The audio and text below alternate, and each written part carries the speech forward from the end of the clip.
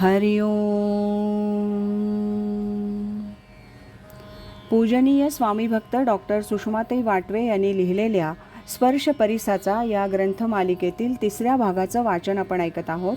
आज ऐकूया यातील प्रकरण पहिलं, गुरुपूजन, साधकांची भावपुष्पांजली. यातल्या डॉक्टर सौ सुनीती दुबळे यांनी लिहिलेल्या लेखाचं वाचन. लहानपणापासून ईश्वराविषयी प्रेम, श्रद्धा होती, परंतु ईश्वराची आराधना करण्याचा खास प्रयत्न कधीच केला नव्हता. हरिनाम मात्र मुखात सहजच वसत होतं, पण बसून नामस्मरण कधी केलं नव्हतं. कारण ज्या तऱ्हेचं नामस्मरण, पूजन अवतीभोवती पाहत होते, त्यामुळे बाह्य अवडंबराचा तिटकाराच वाटत होता.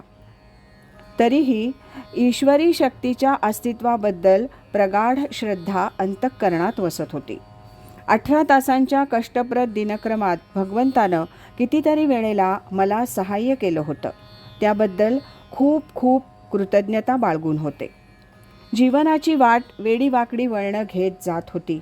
कधी कमालीची घसरडी, कधी अत्यंत बिकट चढणीची, दमछाक करणारी, पोटात भीतीचा गोळा उभा करणारी. नाना तऱ्हेचे विपरीत अनुभव येत होते. माणसाच्या माणुसकीवरची निष्ठा उडून जावी इतके जबरदस्त हादरे सतत बसत होते. तरीही एक आग्रही सूर बजावत होता की अखेर सज्जनपणा, चांगुलपणा, सरळपणा यांचीच सरशी होत असते. हिम्मत सोडू नकोस. अशी 12 वर्ष गेली आणि एक दिवस भाग्य उजाडलं. 6 जून 1977. सुषमाताई वाटवे यांच्याशी दूरभाषवरून बोलणं झालं आणि त्यांच्या स्वरूपानंद भजन केंद्राच्या वर्धापन समारंभासाठी मातृस्मृती ग्रंथालयाच्या प्रांगणात पोहोचले. भजन म्हणजे टाळ मृदुंग पेटीच्या साथीत अभंग गायचे इतकीच कल्पना होती. त्यामुळे सोहम भजन माहीतच नव्हतं. स्वामीजी कोण, त्यांचं प्रवचन होणार, काहीच माहिती नव्हतं. समारंभात स्वामीजींचं प्रवचन सुरू झालं. भावे गावे गीत, शुद्ध करोनिया चित्त, तुझ भावा आहे देवो, तरी हा सुलभ उपावो. अत्यंत गोड स्वरात उच्चारलेले संत तुकाराम महाराजांचे अमृतमय शब्द कानावर पडले आणि मग त्या शब्दाशब्दांची उकल करून अर्थसौंदर्य विशद करणारं एक अद्भुत दिव्य संदेशानं भारलेलं प्रवचन सुरू झालं. अज्ञानाच्या अंधकारात गांगरून गेलेल्या जीवाला लख्ख प्रकाश दाखवणारं, श्रेयाची वाट स्पष्टपणे निर्दिष्ट करणारं, भावाचा सुप्त स्फुल्लिंग चेतवणारं. 45 मिनिटं मन एका वेगळ्याच भावविश्वात विहार करत होतं आणि नेत्रातून अश्रुधारा वाहत होत्या. नंतर श्री स्वामींचं प्रसन्न निवांत दर्शनही झालं. त्यानंतर 2-3 महिने मी सुषमाताईंना कित्येक प्रश्न विचारून खूप सतावलं, अगदी भंडावून सोडलं. पण त्यांनी कधीही त्याचा त्रास न मानता शांतपणे उत्तरं दिली. सारं भावविश्व तळापासून ढवळून निघालं होतं. जीवनमूल्यांची तपासणी आणि पुनर्रचना आवश्यक ठरली होती. प्रश्नांचा भडीमार पाहून सुषमाताईंनी मला स्वामींकडे जाण्यास सुचवलं. त्याप्रमाणे मी एक दिवस दुकानात गेले. स्वामींचं दर्शन झालं आणि लक्षात आलं की सगळे प्रश्न मनात विरून गेले आहेत. आता कळतं की मुंगीचंही मनोगत जाणणाऱ्या स्वामींना माझ्या मनाची उलघाल सहजच कळत होती. त्यामुळे सहज संभाषणातून, सत्संग प्रवचनातून प्रश्नांची उत्तरं मिळत होती. आता गुरुकृपेची आवश्यकता वाटू लागली आणि डिसेंबरमध्ये अनुग्रह मिळाला. जीवनातलं अत्यंत आनंदमय पर्व सुरू झालं. स्वामींच्या स्नेहाळ दृष्टीतून शक्तिप्रदान होऊ लागलं. काव्याबाबत अत्यंत अरसिक असलेल्या मला काव्यस्फूर्ती होऊ लागली. साधक संजीवनी गाथेतील अभंगांना चाली सुचू लागल्या. अत्यंत उत्कट भावावस्थेत दिवसच्या दिवस दिव्य आनंदमय होऊन गेले होते. पण व्यावहारिक पातळीवरच्या जीवनाशी याची सांगड घालणं अत्यंत अवघड वाटत होतं.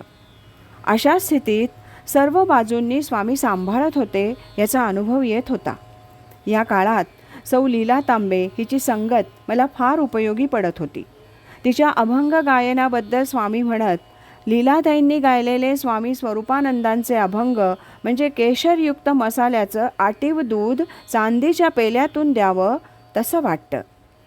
तू गात गात पलीकडे जाणार. श्री स्वामी अमाप देत होते आणि ठोकून घडवत होते. 1979च्या दसऱ्याला मातृस्मृतीमध्ये पूजनीय अंबुताई गद्रे यांनी आवाहन केलं की प्रवचन श्रवणाचा काय लाभ झाला ते श्रोत्यांनी सांगावं. काय आश्चर्य! कधीही भाषण करता न येणारी मी 10 मिनिटं व्यवस्थित बोलले. डिसेंबरमध्ये दिल्लीला अचानक प्रवचन करण्याचा योग आला. तोही स्वामी कृपेनं उत्तम पार पडला. 1980पासून नित्य प्रवचन साधना सुरू झाली. त्याचबरोबर ग्रंथनिर्मितीच्या निमित्तानं चिंतन साधनाही घडली. भाषेच्या आणि मजकुराच्या दृष्टीनं पुनर्मुद्रणापूर्वी ग्रंथ तपासून घेण्यास स्वामी सांगत. ग्रंथामध्ये उद्धृत केलेल्या ओव्या मुळातून तपासायला सांगत. साखरे महाराजांची ज्ञानेश्वरी आणि गडावरील श्रीधर स्वामींचा दासबोध प्रमाण धरायला ते सांगत. त्यानुसार ज्ञानेश्वरी, ज्ञानकिरणे, ज्ञानेश्वर दर्शन, अनंत राघवाचा शोध हे ग्रंथ बारकाईनं पाहिले गेले. 1992मध्ये नवीन वार्ता कानी आली की स्वामींनी डॉक्टर माधव नगरकर आणि श्री मकरंद वझे यांना उत्तराधिकारी नियुक्त केले. सुषमाताई, नंदाताई, सुनीतीताई, श्यामाताई, सुमतीताई, सरलताई, पुष्पाताई या भगिनींना पारमार्थिक मार्गदर्शक म्हणून नियुक्त केले. याखेरीज तरुण साधकांपैकी 5-6 मंडळी मार्गदर्शक म्हणून निवडली आहेत. हे वृत्त ऐकून स्वामींनी आपल्याला कशासाठी घडवलं याचा उलगडा झाला. जी काय थोडी बहुत साधना घडली ती भगवंतानं स्वीकारली याची पावतीच मिळाली असं वाटलं. वृद्धाश्रम आणि साधकाश्रम बांधण्याचं स्वप्न स्वामींपुढे होतं. त्यामध्ये तुमचं योगदान असू दे असं ते म्हणाले होते. त्याप्रमाणे 3 वर्षांपूर्वी सेवानिवृत्ती झाल्यानंतर भविष्य निर्वाह निधी इत्यादी जो निधी मिळाला त्यातला 1/3 निधी मी स्वामींच्या हाती सुपूर्द केला. स्वकष्टाची मिळकत स्वामी कार्याला देता आली याचा अत्यंत संतोष होत आहे. स्वामींनी दाखवलेल्या मार्गावरून प्रवचनाच्या माध्यमातून स्वामी कार्य करण्याचा प्रयत्न चालू आहे. देहात शक्ती आहे तोपर्यंत तो तसाच चालू राहावा हीच श्री गुरुचरणी प्रार्थना. डॉक्टर सौ सुनीती दुबळे यांच्या लेखाचं वाचन आपण ऐकलं. उद्याच्या भागात श्रीमती सुनंदा सहस्रबुद्धे यांनी लिहिलेल्या लेखाचं वाचन ऐकूया. सद्गुरु असती अंतरात, सच्छिष्याते जागवीत. हरि ओम तत्सत.